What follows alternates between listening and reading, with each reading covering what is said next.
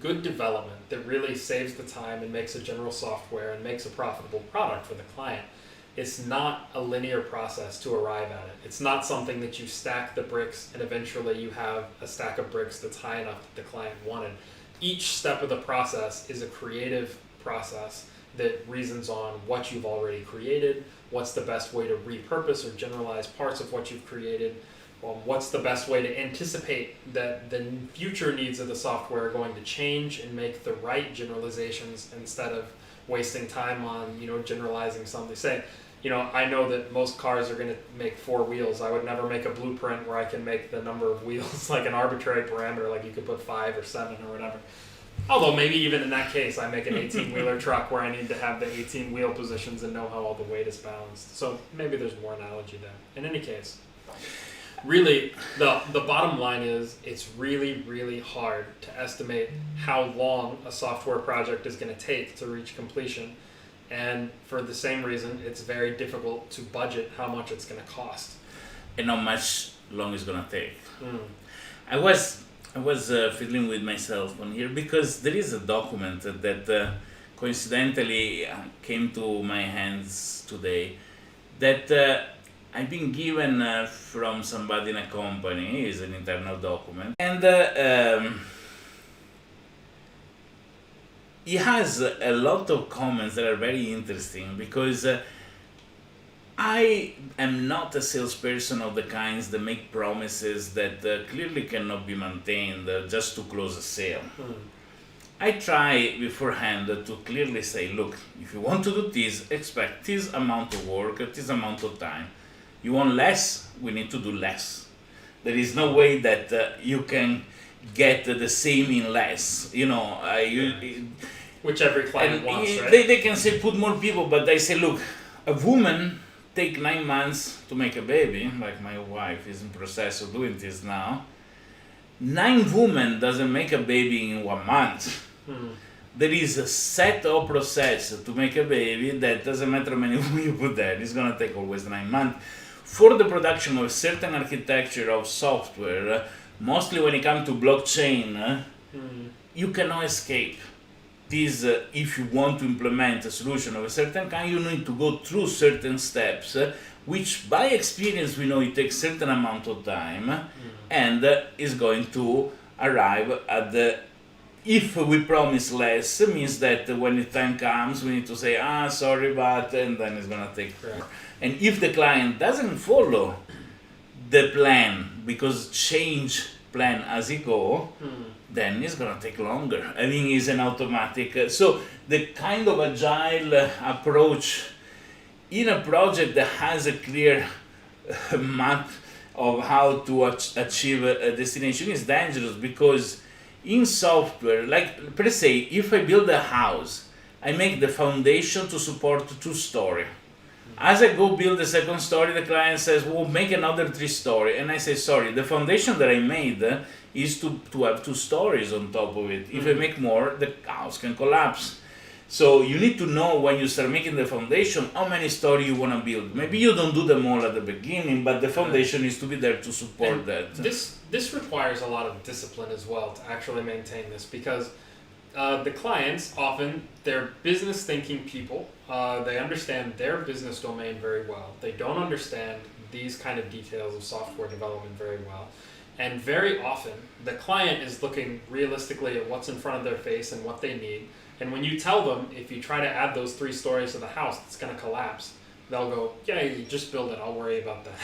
And or even, if, well, God forbid the contract says that we worry about that, still they try to push us to do it anyway. We're dropping 50% of our frames now?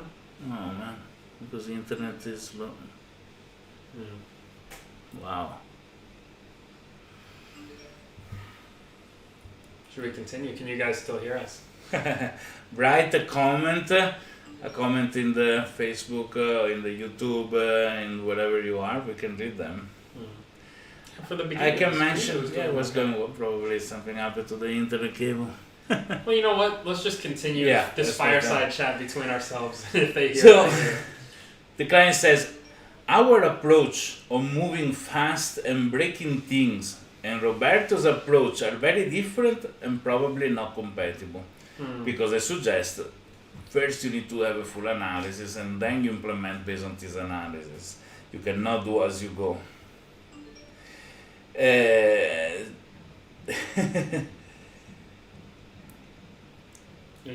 What a phrase to say our approach of moving fast and breaking things. So this is one of those things that, like, in the very beginning of a business, you can get away with because you have nothing to ruin. Like you barely started to build the thing, but even then, it's this. Have a realistic timeline, possibly finish early, versus an optimistic timeline with possible delays.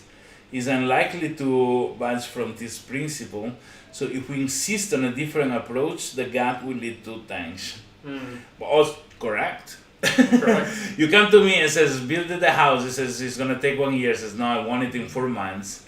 What in 4 months you're gonna have half of the house, or if you wanna meet, the whole house is gonna collapse under your feet. But then don't complain if that happens. But if the goal is to have a stable house, it take a year, and we have to follow to know from the zero how many story it is, so that the foundation are made properly, to know and proceed correctly.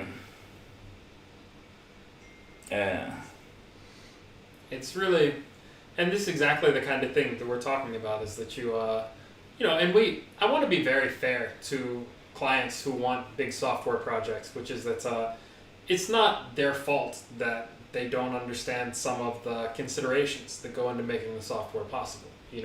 They didn't study as, computer science engineers. They're probably, in many cases, they're experts in their business domain. They understand a lot of complicated things that we don't understand within their business domain.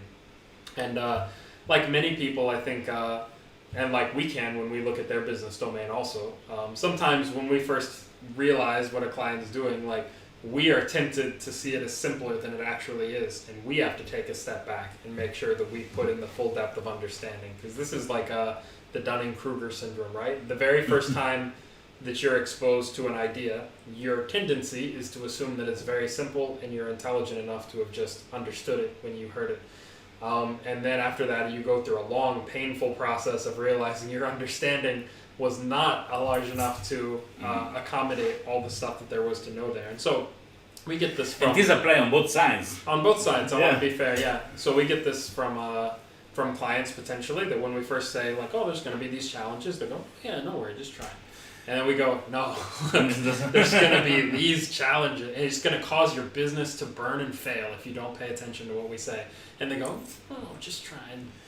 And then it wouldn't fail. We've had some projects like this that didn't go well, where we said clearly many times from the beginning, like, it's going to go like this if you proceed like that, and they insisted. Then there is the ethical aspect in They're paying us to work at the end of the day. You say, if they insist... I am a consultant, I'm an ethical consultant, you pay me because you want me to say what you want to hear, then go get a parrot. Don't get a consulting. If I'm honest and ethical, I'm gonna say to you things that you don't like to hear.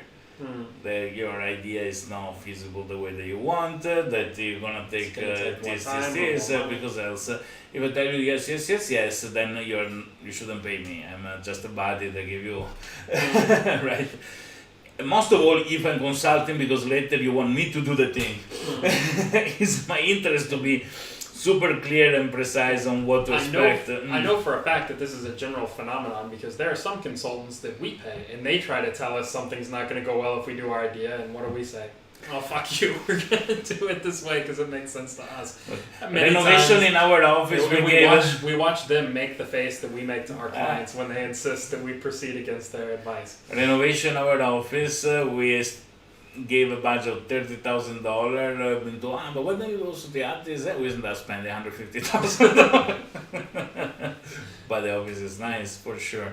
Yeah. But yet, yes, in that case we were the client, and the architect made the mistake that many software houses make with their own clients. Which is to promise they can do it, for less time and less money, and then decide that, like, sometime down the line when it gets close to delivery date and it's clear the software is only 1/3 of the way built, they're going to find some way to soothe the client and take more money and take more time in order to complete because there is another very bad aspect that equivalent to those people at the casino once the client has gave you $500,000 to implement it to a certain point, the capacity to say, okay, you know, you fucked up, maybe I sue you or not, go away and I start fresh with another company, is hard. Yeah. It's easier to say, okay, that's more money, but this time finish. That's more money, but this time finish, and keep losing more and losing more, and more you lose, more you want to put money in order to save the day. And this is what we call the sunk cost fallacy. Exactly. So it's the fallacy that because I've already committed a lot of resources to something, even if it's not making any profitable, even if it's not working, I don't want to waste the resources that I put in and admit to myself that they became nothing, and I continue investing there to try to get something out of it, even if there's no rational reason to do so. So to summarize, IT business is a complex business because the engine that produces the value is not machinery that you buy, that is maintained, that you press a button and you resell the product. It's a lot of very talented humans with the difficult personalities most of the time, okay? And the very complex and intelligent work that they do is hardly communicated to the client that is paying for a service that in his head is different from what he's gonna get.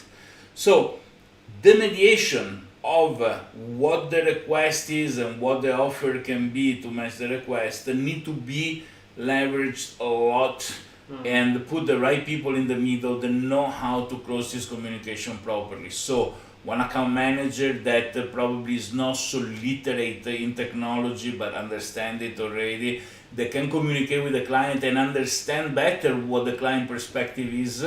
One project manager that understands the technology deeply, and these two people communicate and make noise and get the fights in-house and not in front of the client. So the client has one unique single point of communication with somebody that is following honestly the client and honestly wants the best product for the client. It has to be an employee of the IT company. So this is a very important aspect to succeed. Second important thing is that when a new project is started, there must be a very clear agreement, detailed to the minimum lower level possible.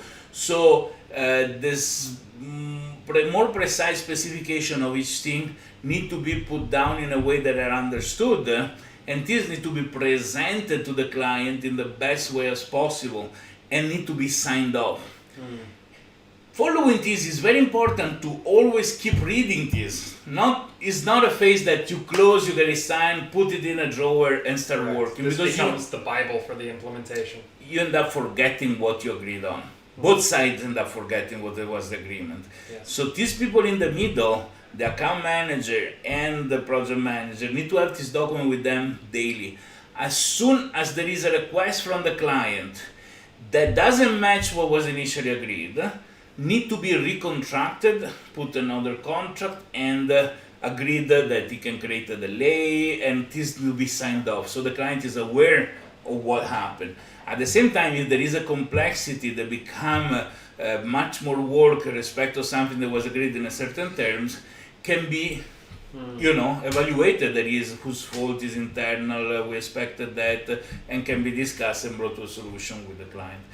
Those are important key factors to the success of project for an IT company, a software house. These are things, pieces of wisdom that they sound obvious enough on paper. If you go and start an IT company, you're going to run into these situations. You're going to not realize how important they are and think you can just kind of wing it. And something is going to really catch on fire and blow up in your face. If you're lucky, you'll have the opportunity to try again, and you'll realize why it's important, which I think is the path, the trial by fire that anybody who does this kind of work has to do.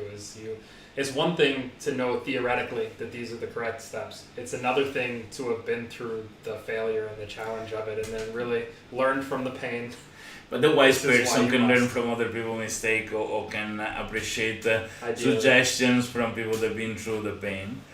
But what is important to understand is not because you and two other friends can code well, you are okay as a full company that runs. There are aspects in running a company, a relationship with the client, and contractual aspect with the client that just because you code, it means that you can't because they're two different approach. So if you are a group of friends that want to start this sort of company, make sure that you value the technical aspect of developer as much as you value to have into the founders group people that has the ability and capacity to do the non-technical aspect that are as important as the implementation. Nobody is more important than somebody else. Right. So without both pieces, the sale doesn't work. Exactly. They close a good sales, they can manage the client properly, but nobody makes the software, fail.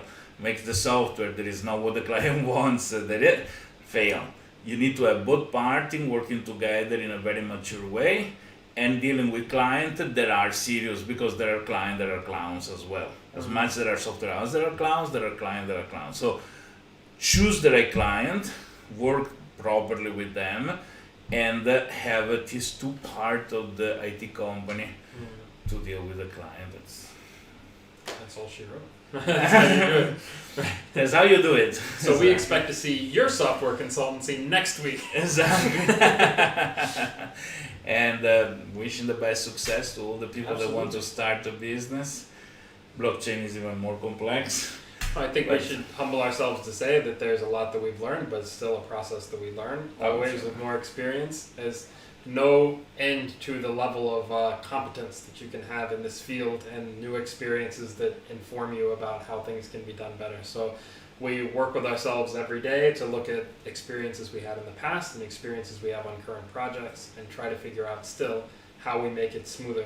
Because it's the wild, wild west out there when it comes to software development. Never stop learning. Don't underestimate these kind of boring-looking guys hunched over in an office and think that it's a boring work, because it really gets crazy sometimes. Bye bye everybody, and sampai